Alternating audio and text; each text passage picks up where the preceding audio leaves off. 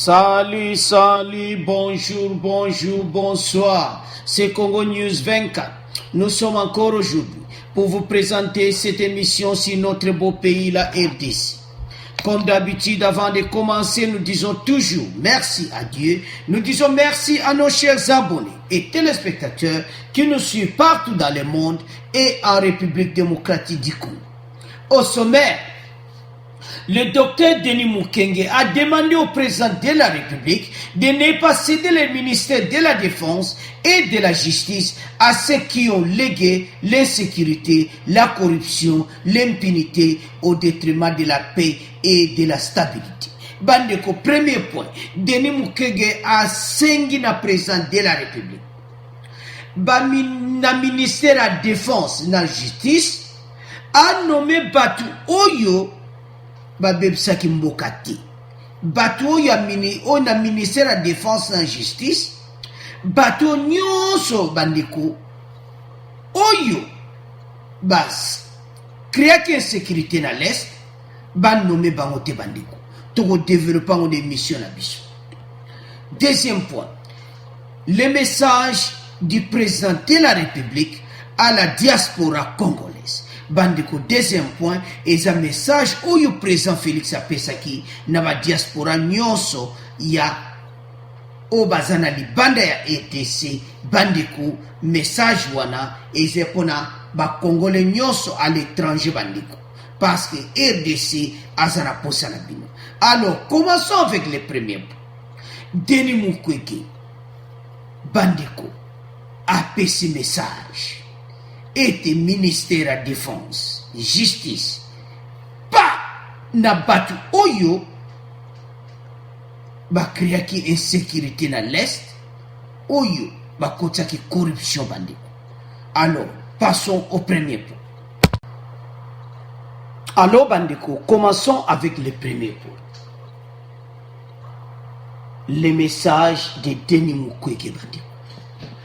Denis Mukwege, le docteur Denis Mukwege a interpellé ce mardi 20 août le président Félix Tshisekedi au sujet de la composition du gouvernement et particulièrement sur les ministères de la Défense et la Justice. Bandeko, après ce message au Bandeko et pas le président de la République pour na ministre de la Justice na de la Défense.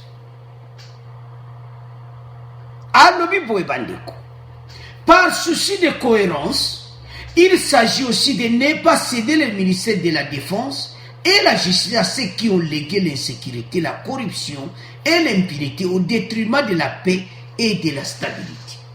A-t-il tué? Donc, message ya pesi bandeko ne compte na ya tuté bandeko eza vraiment très message moko kusaka na nguti. Message oye na moment moko président nga nommé ministre de la Défense et de la Justice. Alors président de la République il faut vraiment tant azo nommé atala nani oya nga nommé na poste wana. Pourquoi tolo babo? Parce que docteur Denis Mukwege bandeko epele mounyoso congolais yebi aza de renommée internationale. Donc compte na ye bandeko et compte na ye ya site na ye bandeko bato bazo landa ye monde entier na ba président de la République na tout et compte na ye monde entier bandeko. Donc compte na ye bandeko bato bazo landa ye monde entier. Alors na ba président de la République bazo landa ye na compte na ye bandeko. Alors message yo na Twitter bandeko, message yo et que monde entier. Alors maintenant baza kotala nani président Félix ya kotia na défense, nani ya kotia na justice. Na ba liste wana ba pesi. En tout cas, il faut présent soka moni mutu wana za clarté atia yete parce que message oyo ya Denis Mukwege bandeko eza monde entier mobimba baza kotala eza sérieux bandeko ayebi ke lelo donc na lobby parce que présent pour le moment aza na matadi alors na retour na ye bandeko akemba mo atali liste wana abani ko nommé bandeko alors président de la république tant azo nommé il faut atala nani akotia na ministère ya défense na justice to bana na défense l'insécurité à l'est pas insécurité eza na est bandeko eza mawa insécurité moko eza na l'est bandeko eza vraiment moyen te alors président de la république ntango azonome il faut atala nani akosilisa insécurité wana na l'est malgré adi aide ya sadek oyo balinga balongola bato wana nyonso alors il faut atala mutu nani akotia wana oyo bakotravaille en partenariat avec la sadek et ezala vraiment productif parce que soki ministre ya défense aza mutu oyo akotrahir mboka na biso batia ye te eza clair parce que message oyo adeni Mukwege ke monde entier bandeko arapelaki président liboso ntango basalaki alliance na capo na FCC cap et FCC ntango basalaki alliance na bango cap pour le changement et front commun pour le Congo alobaki yango clair les médecins et militants en appelant à la conscience, au sens des responsabilités et au patriotisme. Mboka na biso, président de la République, il faut vraiment atala nani ya kotia na ba poste wa. Parce que y a ça clair azo boya mboka ezala trahiti.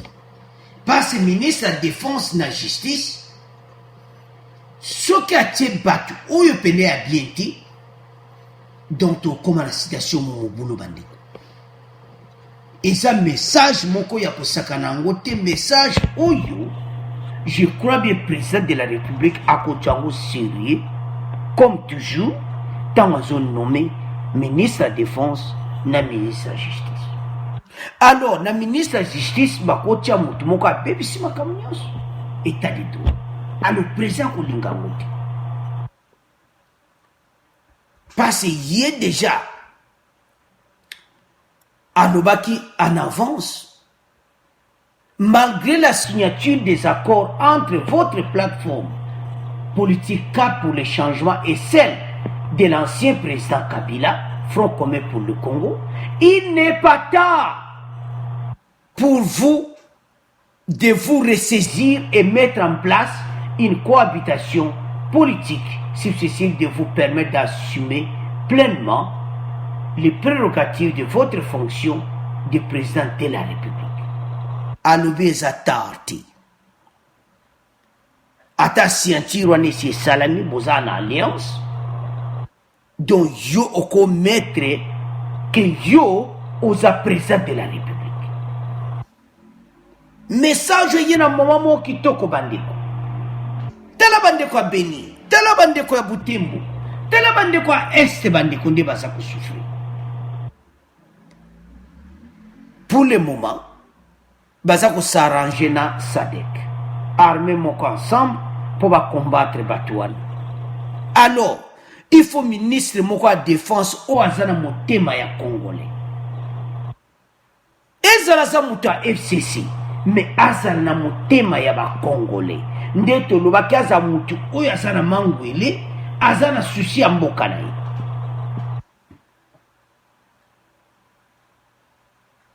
Parce que la plupart de Batouano bazana mangwele, bazaba vraiment Congolais.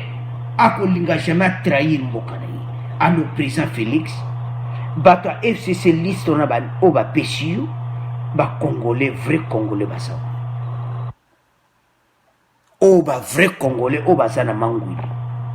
Alors message oyo et vous pas docteur Denis Mukwege et un message moko oyo et il pas président de la République dans moment moko akitoko. Passé session extraordinaire déjà et c'est bandaki. Alors bientôt bako investir nouveau gouvernement. Alors peuple aza kozela atala nana kozala na justice nana kozala na défense. Yango atolobaki ke président Félix aza ferme. Tant bilongi wana eyaki liboso atalika oyo nani lisusu.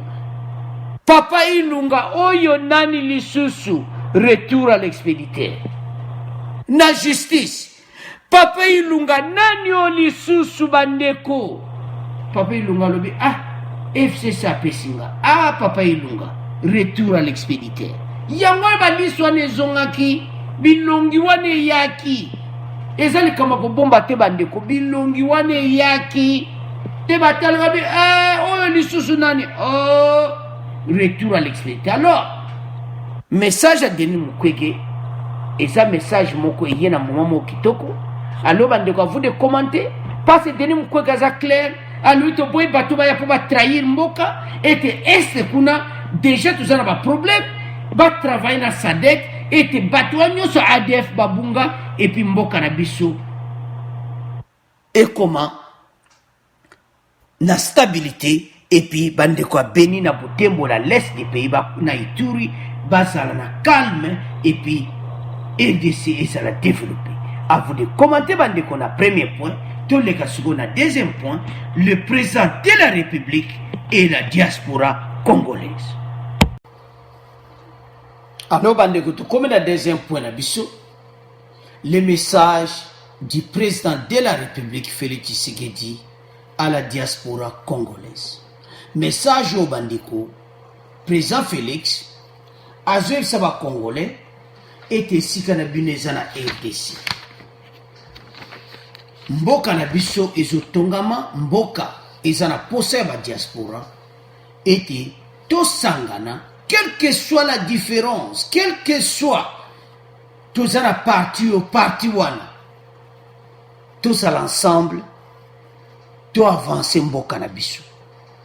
Parce que ba pays mosusu eza développé diaspora na bango bazali sanga moko baza divisé tenete pa na biso bandiko. Alors message na ye aller sur division tezala entre biso tozala ensemble pour le développement de la République démocratique du Congo. Yango président de la République asengi bokolanda extra vidéo bandiko asengi na ba Congolais que pays na biso malgré la différence, nous avons quelque chose de commun. Donc, quelque chose d'autre en commun, et c'est là que nous avons besoin de Congolais, nous avons souci en Bokanabiso. Parce que c'est talibien, diaspora, nous avons souci en Bokanema kasi. Alingi Mbokanaye et Bonga.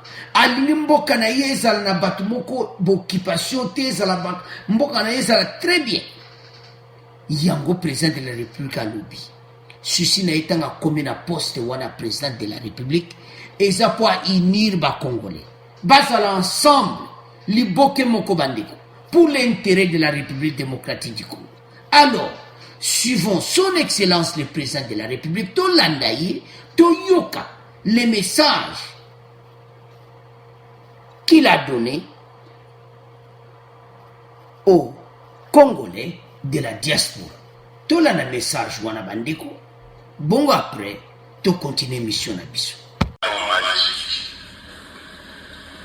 Je n'ai pas de solution magique. Mais ce que je peux vous dire, c'est que ce qui s'est passé par cette alternance est la première pierre que nous avons posée pour un Congo qui désormais va aller de l'avant. C'est vrai que nous avons eu beaucoup de retard dans toutes nos tribulations, nos tergiversations je sais que nous avons une chose en commun, et que cela, quelle que soit notre divergence politique, c'est que nous aimons ce pays. Même si nous avons changé de nationalité, notre rêve, notre souci, c'est de revenir à la mère patrie et de travailler. Lorsque je suis arrivé aux affaires, connaissant cela, je me suis dit, maintenant, je dois me battre pour réconcilier les Congolais avec eux-mêmes.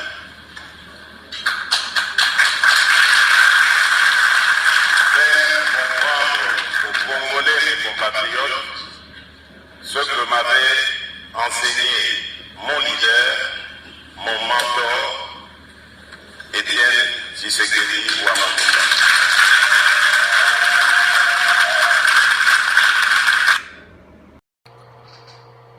Alors, Bandeko Tolandi, président de la République, alors clair, il n'a pas de solution magique. Alternance politique est premier pierre. Souci na ye ezali pour na Congolais bazala ensemble, bazali boke moko, to avancer pays na biso de l'avant. Notre souci de retourner au pays. A ye moko ndenge zawana, a ye bi parce qu'il y a zaki na diaspora. Il y a zaki na Libanda, zaki na Belgique, a ye bi souci wana ya mboka na ye. Donc ndenga zo loba wana bandeko amitié yemo na place ya biso ba diaspora. Asana besoin mboka na ye ke liboso. Parce qu'il est temps comme na pouvoir à se battre. Alobi asana besoin ba Congolais basa l'ensemble. Ezo zana parti bo, ezo zana lamuka, ozana SID, ensemble pour le changement. Oza na FCC, oza PPRD, oza Congolais place nyoso azali. Habitons ensemble pour construire notre pays. Tout ça n'a pas de différence. Mais, Congolais, a ça souci en bokana. Yé moko yé lobiango. A mon pena que Congolais a un souci de rentrer un jour à son pays, na pays na yé, pour na investir. Alors, tous ensemble, soutenons le président de la République. Toyebi ete pele bazana ba kanda ya makambu ou eleka na gouvernement ou eleki. Gouvernement Kabila esi eleki bandeko. So ezo kanisa gouvernement na kaka yango ezali susu tekei. Alliance wana eza politiquement, alliance mo basali FCC cash eza po ete bazwaki majorité te. So président azwaki majorité bakosala alliance wana te. Alors le président de la République a besoin de Congolais. Il y a diaspora, bazala ensemble, bakene na mboka, totonga RDC bandeko. Parce que notre pays est un pays moko eza na ibitende na koloba. Toza na pays moko eza na superficie moko akosaka na muti. Dimension Europe, Union européenne, Belgique, France, Hollande, Allemagne, France, Portugal, Espagne, Italie, Sansa bango nyonso nezo sala RDC. Imagine bandeko. Domboka moko munene zo senga batu bazali bele. Yango na otala bandeko mususu na ba message que pourquoi 65 ministres. Mais 65 ministres yango ne koki parce que mboka za munene bandeko. Les 26 provinces province moko ekozala me pays moko Europe. Kaka Ituri, c'est le même sens que Rwanda. Donc mon mona Rwanda sojuka Ituri kaka la province d'Ituri. Et ça ndenge mona Rwanda. Donc tous un pays moko eza monene bandeko. Pour ko diriger RDC, ezo senga tous ensemble. Et président de la République a un soutien à la diaspora.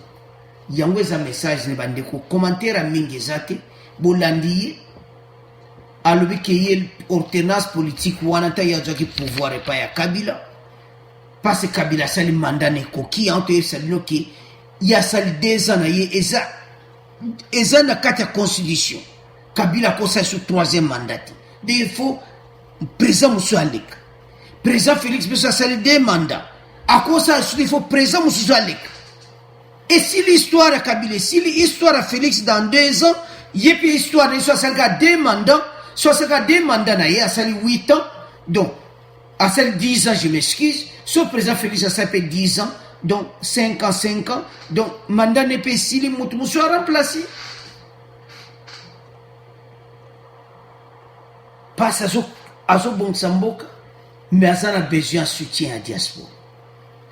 Alors, il y a un message au bandeko, il y a un bisogno sur les Congolais, tous ensemble, soutenir le président de la République. Alors, bandeko, tout si n'a pas à vous de commenter. Tout qu'est-ce qu'on a résumé na biso bande.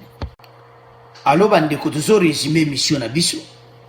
Alors mission na biso to komi na suka bandeko. Premier point to lobaki ete Denis Mukwege apesi message na ete batala nan bako tia na ministère ya justice pe na défense. To boy mboka na biso ba trahir mboka na biso. Yango elongi yo ko bima kune fezala vrai Congolais. Ata na FCC maza mutu oyo ko trahir mboka na biso te.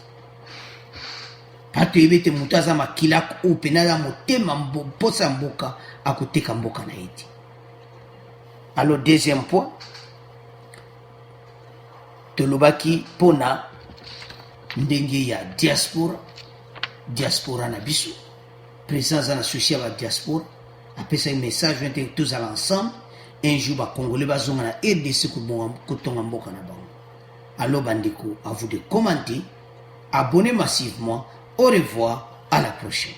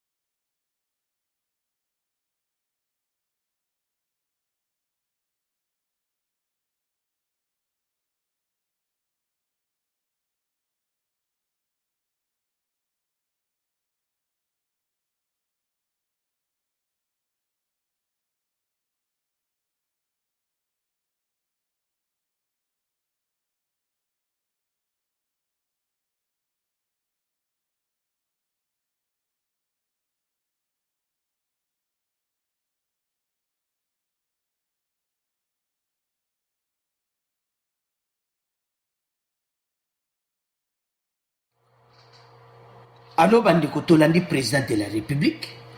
Alors, clair, il n'a pas de solution magique. Alternance politique ezaki premier pierre na ye. Souci na ye ezali pona Congolais bazala ensemble, bazali boke moko. To avancer pays na biso de l'avant. Notre souci de retourner au pays. Aye moko ndenge zawana ayebi parce qu'il y a zaki na diaspora. Il y a zaki na Libanda, zaki na Belgique, ayebi souci wana ya mboka na ye. donc ndenga zo loba wana bandeko amitié yemo na place ya biso ba diaspora asana besoin mboka na yeke liboso parce que yetanga comme na pouvoir à se battre alobi azana besoin ba congolais basa l'ensemble ezo zana parti bo ezo zana lamuka oza na SID ensemble pour le changement oza na FCC oza PPRD oza congolais place nyonso azali habitons à l'ensemble pour construire notre pays. Tout ça n'a pas de différence. Mais, Congolais, ça n'a souci en bokana. Yé moko yé lobiango. A moni pena que Congolais, ça n'a souci de rentrer un jour à son pays, na pays na yé, pour na ko investir. Alors, tous ensemble, soutenons le président de la République. Toyebi ete pele bazana ba kanda ya makambo ou eleka na gouvernement ou eleki gouvernement Kabila esi eleki bandeko so ezo kanisa gouvernement na kaka yango ezali susu tekei alliance wana eza politiquement alliance mo basali FCC cash eza po ete bazwaki majorité te so président azwaki majorité bakosala alliance wana ti. Alors le président de la République a besoin de Congolais.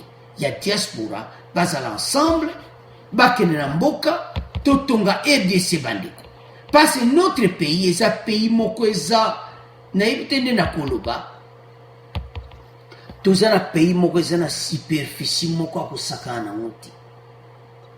Dimension Europe, Union européenne, Belgique, France, Hollande, Allemagne, France, Portugal, Espagne, Italie, sansa bango nyonso nezo sala RDC. Imagine bandeko.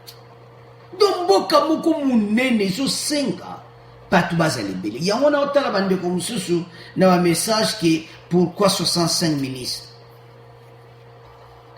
Mais 65 ministres yango ne koki parce que mboka za munene bandeko. Les 26 provinces province moko ekozala me pays moko Europe. Djouaka Ituri, c'est le même sens que Rwanda. Donc mon mona Rwanda so djuka Ituri kaka la province d'Ituri. Et ça ndenge mona Rwanda. Donc tout ça na pays moko eza monene bandeko. Pour ko diriger RDC, ezo senga tous à l'ensemble. Et président de la République a un soutien à la diaspora.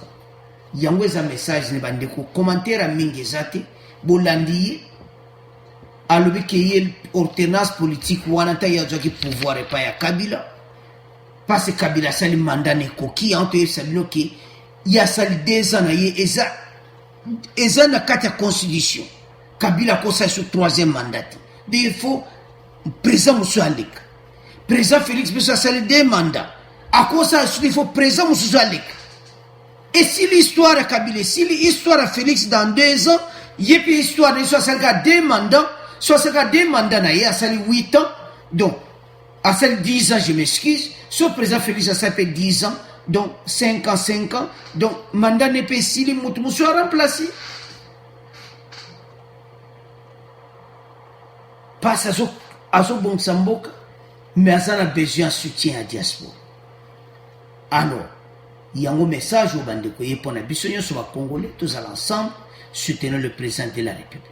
Alors, bandeko, tout si na pour vous de commenter, tout qu'est-ce qu'on a résumé. Alors, bandeko, tous ont résumé mission na biso. Alors, mission na biso de commune à Souka bandeko. Premier point de l'obakité.